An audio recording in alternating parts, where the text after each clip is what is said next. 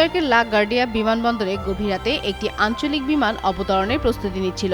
Montreal থেকে আসা air কানাডার ফ্লাইটটি রানওয়ে 4-এ নেমে স্বাভাবিক নিয়মে ধীরে ধীরে এগিয়ে যাচ্ছিল।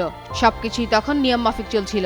আবহাওয়া স্বাভাবিক, রানওয়ে পরিষ্কার এবং পাইলটদের পক্ষ থেকেও কোনো অস্বাভাবিক সংকেত পাওয়া যায়নি। ঠিক সেই সময় রানওয়ে অতিক্রম করার অনুমতি পায় একটি new York new jersey port অথরিটির এয়ারপোর্ট যান।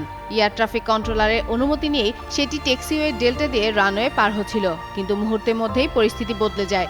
কন্ট্রোলার হঠাৎ করে গাড়িটিকে থামতে বরাবর নির্দেশ দেয়। নন ইনভার্টার এসির দামে ঘরে আনুন বিদ্যুৎ সাশ্রয়ী ইনভার্টার এসি। এখন 1.5 ton my one inverter AC মাত্র 48,900 টাকা পাওয়া যাচ্ছে মিনিস্টার শোরুমে। কিন্তু ততক্ষণে অনেক দেরি হয়ে যায়। বিমানটি তখন রানওয়ে ধরে এগুচ্ছিল।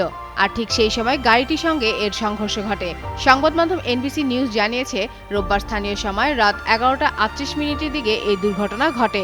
বিকট শব্দে ধাক্কা লাগে, মুহূর্তেই আতঙ্ক ছড়িয়ে পড়ে পুরো বিমানবন্দরে। এই দুর্ঘটনায় বিমানবন্দরের পাইলট ও কো পাইলট নিহত হন এবং আরও আহত 13 জনকে হাসপাতালে চিকিৎসা দেওয়া হচ্ছে।